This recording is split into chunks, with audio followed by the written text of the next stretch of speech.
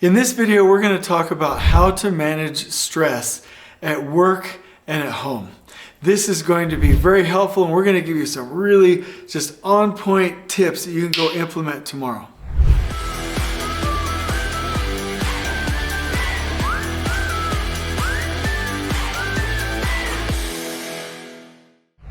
By the end of this video, you will be able to manage your stress better, or at least find solutions so that you can. We're going to answer the question, is stress all bad? Or are some parts of it good? How can you use stress to your advantage? And what are the different types? And how can you change your paradigm about stress so that this really isn't that debilitating in your life? So again, by the end of this video, I want you to be able to manage your stress better.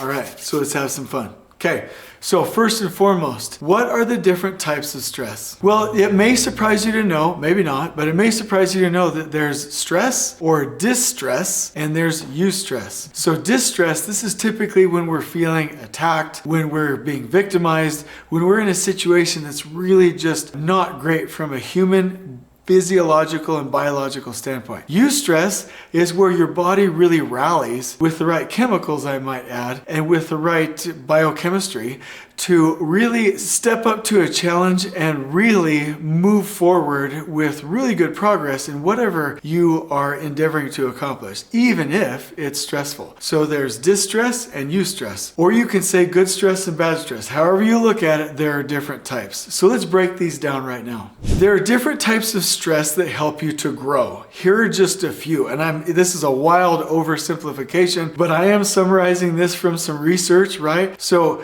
types of stress that help you to grow are when you are challenged to learn and to adapt and to become good at something or to master something. Your mind and body can rally to really get you the resources that you need to really grow in that environment, right? When you're growing, when you're learning, right? Number two, when you're really stepping up to face a challenge. Maybe you already know how to deal with it, but it's still hard, right? So you have to go do this hard thing. And so your body is stressed, but it can be, based on how you look at it, it can become a form of eustress. It can become a form of eustress where your body, again, rallies and really helps you to grow.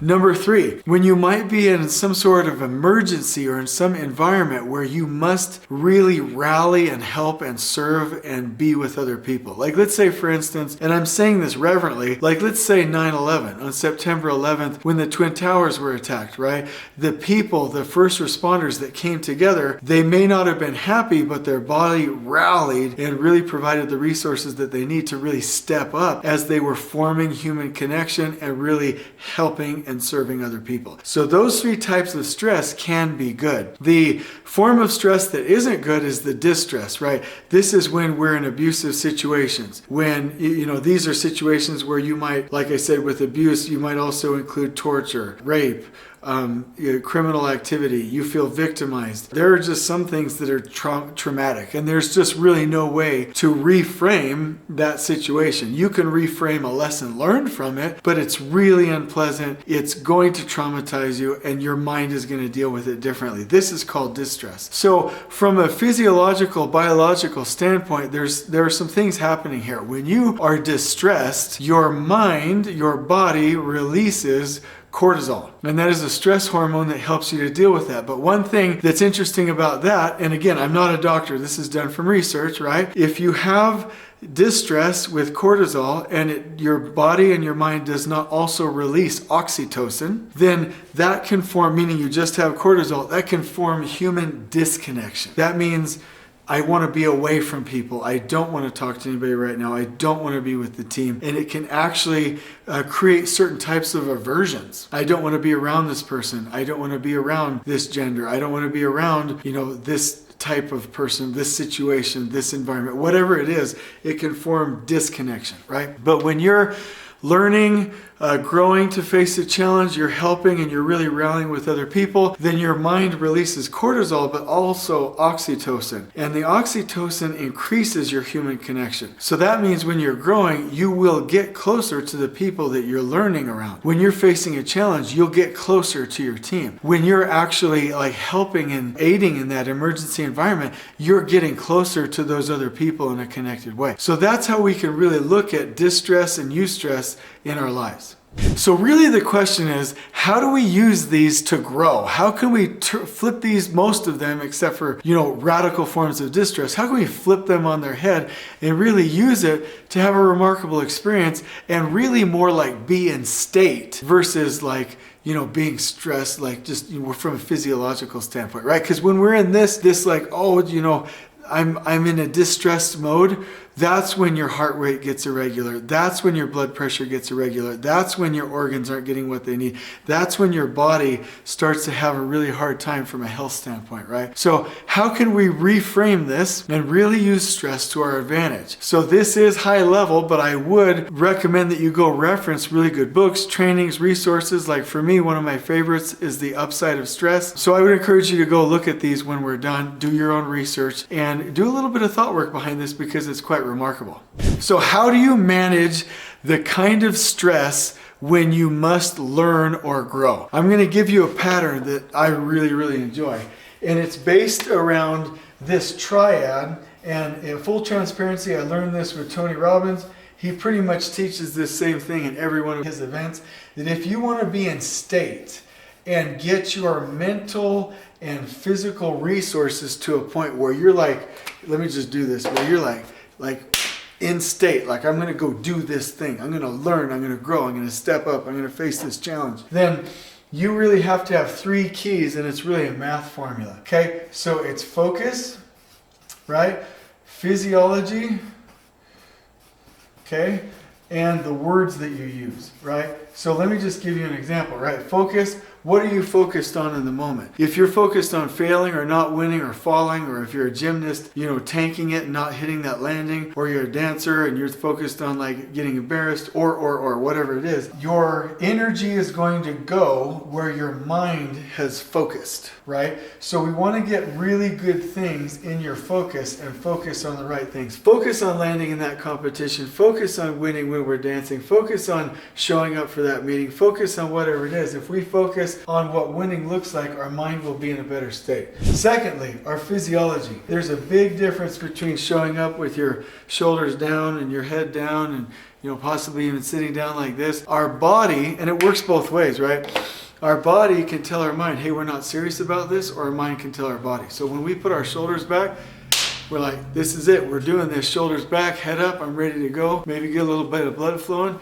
We're ready to go, right? Okay, so we're getting that physiology in place. And then the words, if we're saying things like try, or maybe, or I think, or I ought to, or I should, or I have to, versus I will, right? Those are very different things. So when you need to step up, learn something, really face a challenge, this is literally a math formula. Your focus plus your physiology plus your words that you use equal your state. So again, I'm focused on winning, shoulders back, ready to go. I will, I will, I will, I will. If you have that state and you can snap into it, you can do anything because you have range, and because now your body, your mind, your heart, you are in a state physiologically with the resources you need to go meet that challenge. So I think that's absolutely fantastic. That is one key that you can use to really step up when you're facing a challenge. Because again, the story you tell yourself is key here. Let me draw something. Your circumstances in life do not affect you. This is you. It's the story you tell yourself about the circumstances of life, right? It's the story you tell yourself. And so when you're getting into state to rise to a challenge, if it's like, I have to, I'm forced, I'm trapped, versus yes, I'm up for this. I can do this. This is my next step. I've been training my whole life for this. The story that you frame here will determine how you show up. So remember, it's not your circumstances, it's what you tell yourself you perceive about your circumstances. So that's one tip for how to really step up to the challenge of learning or growing. All right, so real quick, now that we've done that just a little bit, let's practice this. Okay, so right now, get in focus. So what you're gonna imagine yourself doing is liking and subscribing to this YouTube channel. So you're going to focus on what winning looks like. Then you're going to get into state. Your shoulders back. You're going to have your head up. You're going to feel good. You're going to maybe get some blood flowing. And then you're going to go down and you're going to start to tell yourself the right words. You're going to be like, I will subscribe to this YouTube channel. I will. And then once you're in state, then you can go ahead and click that button and like and subscribe so we can share the message, right? So the funny little analogy here, but focus, physiology, and language. So please like and subscribe right now. Let's practice being in state. All right, so let's talk about some other tools that you can use with different environments, right? So let's talk about the stress that you would encounter because of a really hard situation, or because you really are in a stressful situation. So I'm going to give you a pattern here that I really like. Okay, so if you have a thought about a circumstance or a stressful environment, right? So if you have a thought, meaning something happened and you have a thought about it, like, hey, this is stressful, or this deadline is looming, or oh my gosh, I feel so trapped, or I can't do this, or it's too much, or whatever the case may be. Here's what you can do.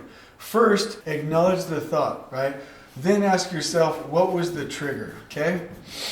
And once you know, hey, there's a thought that I had, here's the circumstance that was stressful, here's the thought that I had, acknowledge it, what was the trigger? Then you ask yourself, hey, is this true? Is this true, right? Okay. So a lot of times we have stressful situations that are just real, but then other times it's perceived stress. Like it's really just how we're looking at it. So let's say, for example, I'm like, oh, I've got to get this podcast out. I've got to get this next podcast out. This is stressful. I'm going to have to stay up late. Well, ask, is it true? Okay, is this true? If no, then just drop it, right? So in the podcast example, I could wait a day. Not a big deal, right? So this stress that I'm putting on myself is imagined. So I can just drop that thought because it's not true, okay? But what if it is true? Yes, okay? Let's do another example. I'm stressed because I have a client deliverable that's due on Friday, okay? So that's causing me stress. So I have that thought. So here's the circumstance. I have that thought. I acknowledge it, find the trigger, I ask if it's true. I have a deliverable due by Friday and it's going to be hard to do. Is this thought true? Yes, it's true. Okay? So then if it's yes, ask, what can I do about it? Okay? What can I do? And this will lead you to problem solve. Now there's two things that happen here. Once you go into problem solving, you take it into the problem solving portion of your brain, which inherently causes you less stress and less mental chaos. Once you're solving a problem, it's not looping back there and just bothering you. You're in the problem solving portion of your brain. So ask yourself, what can I do? Well, I don't think I can accomplish this task by myself. So I'm going to have to ask for help. So what can I do about it? I'm going to ask for help. I'm going to outline my next steps. I'm going to time block. I'm going to get it done. Hopefully this what can I do will outline certain steps that will help you to de-stress. But then if you go through this, let's use the same example. I have a client deadline. I've acknowledged it. I found the trigger. I asked if it's true. It is. Yes. What can I do? I really can't do much. I don't have somebody to help me. I don't really have the time to do it. I don't have the time to time block it. Then the question is, if it's still true, but you can't do anything about it, then the Jedi master stress technique of all stress techniques is, what can I do in spite of this? Meaning, I have a deadline, it's hard, I can't reach it, what can I do? And then you go into the problem solving of saying, okay, so that I'm not stressed about it, I can't control the situation, I can do my best, I can notify the client, I can provide an alternate solution. Go into this problem solving method of actually saying, what can I do in spite of it? This works with raising children, with dealing with a spouse, hard situations, difficult people at work. This is a way that you can deal with really stressful situations. Even with trauma, which I'm not minimizing, if you're in a victimized traumatic situation, the question is, okay, this is what's happening. Here's my thought. Acknowledge it. What was the trigger? Yes, I'm being victimized. Is it true? Yes. What can I do about it? Nothing. Then the third step would be, in this traumatic situation, what can I do to live a remarkable life in spite of this thing happening? And then you'll start to reframe and hopefully be able to reframe that story to where, with that cortisol and hopefully with the resources that your body has, you'll be able to reframe that into a situation where you can at least survive. So this mental pattern is very, very helpful for dealing with stress. I will give you two more. When you are dealing with work stress, I will say that most of our work stress is perceived. Most of us aren't being victimized. Most of the thoughts, if you actually go through and say, is this true? It'll be, no, I could actually go home without doing that submittal, and then just drop it. So one of the basic techniques that I really want to encourage you to follow is that if you have thoughts that are stressing you out, I want you to write them down, every one. And then I want you to write untrue at the top and true. And if you write down a thought here, this is your first thought. Your brain typically tells you things that aren't true. Write down the thought and re-script it. Let me give you an example. My spouse comes up and says, your shirt looks horrible. You look like cuss word, right? I'll be like, what? What did you say to me? My wife must hate me, right? That's the first thought. Well, that's the first thing your brain told you, and it happens to be untrue. What's the truth? She wants me to look nice. And she just bluntly said, I don't like your shirt. So I would write down, she wants me to look nice, right? So you're starting to rewire your neural pathways from the untrue, fear-brained, caveman brain, everything's going wrong mindset and thoughts to the, hey, I'm going to reframe this and start to rewire my neural pathways to actually tell me what's true. And I'll give you one more: team stress. When you're dealing with a stressful situation in the team, you want to do this kind of thought work with the team, where you can say, hey, I noticed, something is going on within the team dynamic. I am curious about, meaning, hey, this was my first thought. I'm curious what's really going on, and then you get the chance to clarify with the team. I'll give you one word to summarize this: transparency. If you want to deal with stress among the team, you do it in a transparent way. The key is with yourself, dig in and figure it out. With the team, dig in and figure it out.